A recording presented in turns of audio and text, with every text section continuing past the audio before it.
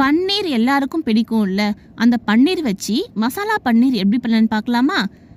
2 வெங்காயம், 1 தக்காளி, 1 ஸ்பூன் இஞ்சி பூண்டு பேஸ்ட், 1/4 ஸ்பூன் மஞ்சள் பொடி, 1 ஸ்பூன் கரம் மசாலா, தேவையான அளவுக்கு உப்பு, இதெல்லாம் போட்டு நல்லா கிண்டி விட்டுக்கோங்க. வெங்காயம் தக்காளி நல்லா வதங்கணும்.